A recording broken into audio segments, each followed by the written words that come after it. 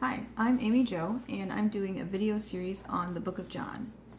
Specifically, we are looking at the 7 I am statements of Jesus, and those are: I am the bread of life, I am the light of the world, I am the gate for the sheep, I am the good shepherd, I am the resurrection and the life, I am the way, the truth, and the life, I am the true vine.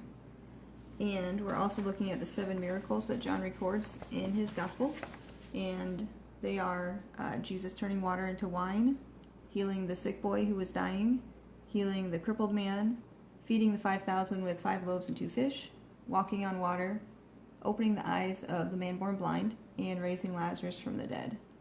And this week we're going to go back and talk about 3 of the miracles that we've skipped so far. And so let's look at the miracles in order. First we have Jesus turning the water into wine, and that one we're actually going to save until next week, but I do want to note that John indicates this is the first miracle that Jesus performed. And so let's go on to Jesus healing the sick boy who was dying, and this is in John chapter 4, starting in verse 46. Once more he visited Cana in Galilee, where he had turned water into wine, and there was a certain royal official whose son lay sick at Capernaum. When this man heard that Jesus arrived in Galilee from Judea, he went to him and begged him to come and heal his son, who was close to death. Unless you people see signs and wonders, Jesus told him, you will never believe. The royal official said, Sir, come down before my child dies. Go, Jesus replied, your son will live. The man took Jesus at his word and departed. While he was still on the way, his servants met him with the news that his boy was living. When he inquired as to the time when his son got better, they said to him, yesterday at 1 p.m, the fever left him. Then the father realized that this was the exact time at which Jesus had said to him, your son will live. So he and his whole household believed. This was the second sign Jesus performed after coming from Judea to Galilee. So there's a couple things I want to point out here. First of all, John is indicating the first and the second sign.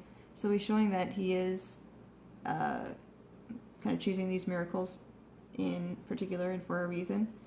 And then also Jesus can heal from a distance. He didn't even see the boy, much less touch him. And notice here the man took Jesus at his word and walked away without any other guarantee. And without really any guarantee that he would ever see Jesus again. He trusted that what Jesus said was true. Now let's continue on to the crippled man. This is right after that other healing. It starts in John chapter 5, verse 1.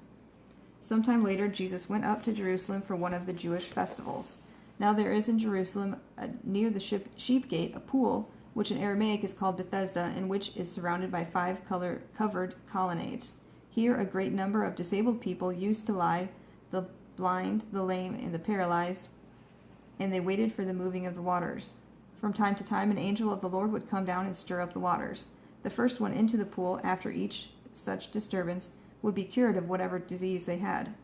One who was there had been an invalid for 38 years. When Jesus saw him lying there and learned that he had been in this condition for a long time, he asked him, Do you want to get well? Sir, the invalid replied, I have no one to help me into the pool when the water is stirred. While I am trying to get in, someone else goes down ahead of me. Then Jesus said to him, Get up, pick up your mat, and walk. At once the man was cured. He picked up his mat and walked. The day on which this took place was a Sabbath. And skip down to verse 16. So because Jesus was doing these things on the Sabbath, the Jewish leaders began to persecute him. In his defense, Jesus said to them, My Father is always at his work to this day, and I too am working. For this reason they tried all the more to kill him. Not only was he breaking the Sabbath, but he was even calling God his own Father, making himself equal with God. And in this story, we can see that Jesus can heal an injury or a disability, and also that Jesus has the authority to heal on the Sabbath because he is God, and he himself is claiming to be God, and people are recognizing that and getting angry about it. Then the next miracle is the feeding of the 5,000, which we've talked about. And remember, we talked about how Jesus satisfies our physical needs, and he also satisfies our spiritual hunger. He is the bread of life that feeds our spirits.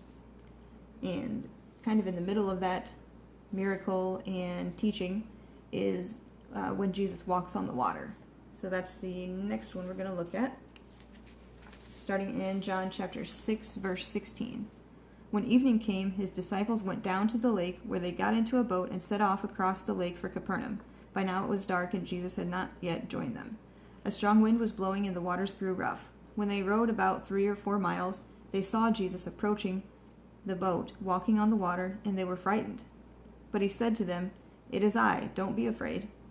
Then they were willing to take him into the boat, and immediately the boat reached the shore where they were heading. And it's important to know that in this time, the people saw the sea as a place of chaos and danger. And so with Jesus walking on the water, it wasn't just like a cool magic trick. It's showing that Jesus is Lord over creation, that chaos will not overtake him, and that Jesus can be the Lord over the chaos in our lives, in the fear in our lives.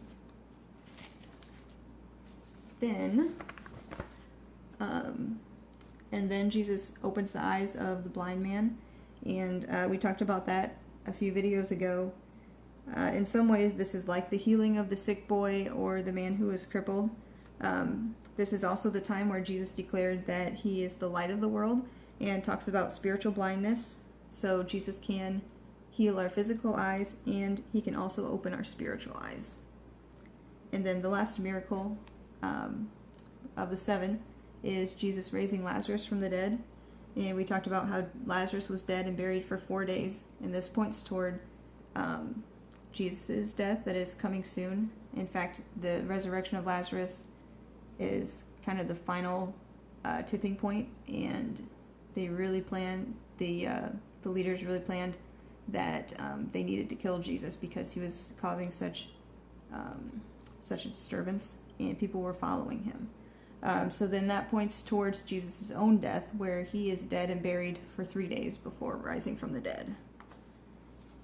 And so when we look at these miracles, we can see that, so skipping the first one, we see that Jesus can heal illness, he can heal injury or disability, he takes care of our physical needs, he's Lord of creation, and he calms our fears, he can heal any disability that we have, and he even has power over death.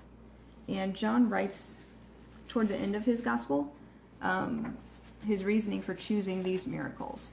In John chapter 20, verse 30 through 31, he writes, "Jesus performed many other signs in the presence of his disciples, which are not recorded in this book.